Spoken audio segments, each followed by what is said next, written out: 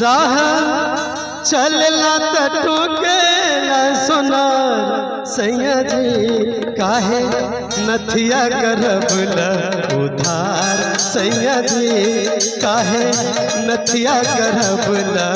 उधार सैया जी राह चलला टोकेला सोनार सैया जी राह चलला टोकेला सोनार सैया जी काहे नथिया करबला उधार सैया जी काहे नथिया करबला उधार सैया जी।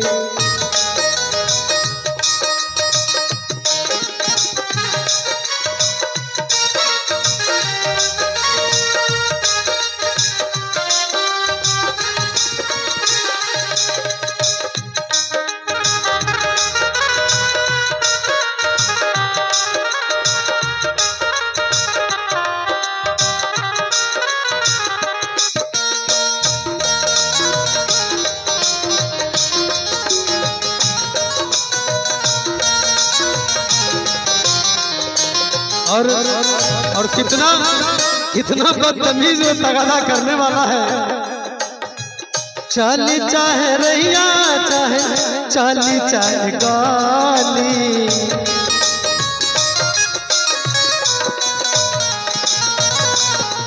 कहेला कि हेने आबा काली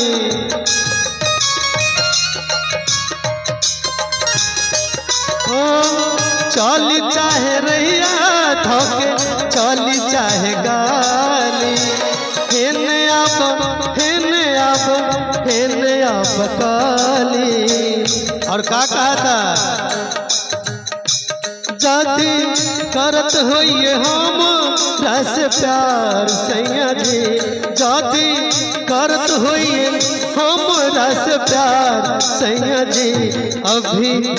जाके चुका दे उधार सैया जी अभी जाके चुका दे उधार सैया जी राह चलला टोकेला सोनार सैया जी राह चलला टोकेला सोनार सैया जी काहे नथिया करबला उधार सैया जी काहे नथिया करबला उधार सैया जी।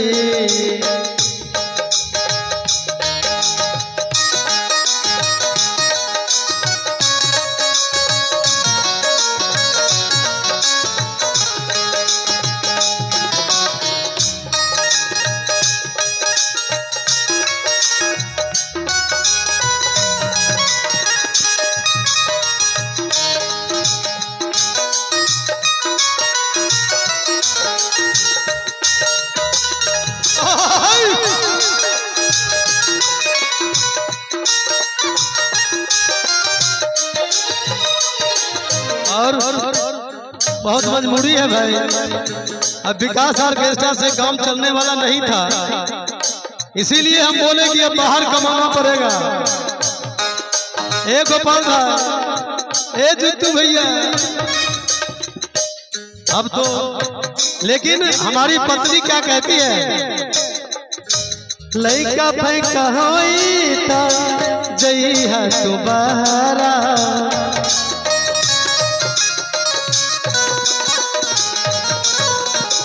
अपना ही ससुरा में बाउर लगे हमारा,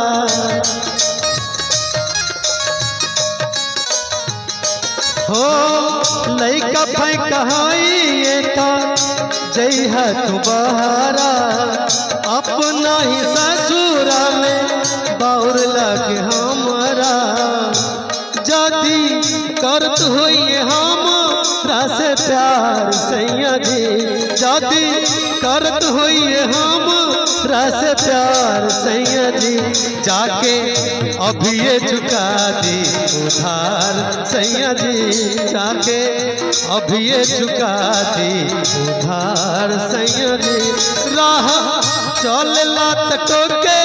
सोनार सैया जी, राह चलला टोकेला सोनार सैया जी काहे नथिया करबला उधार सैया जी काहे नथिया करबला उधार सैया जी काहे नथिया करबला उधार सैया जी काहे नथिया करबला उधार सैया जी काहे नथिया करबला उधार सैया जी काहे नथिया करबला।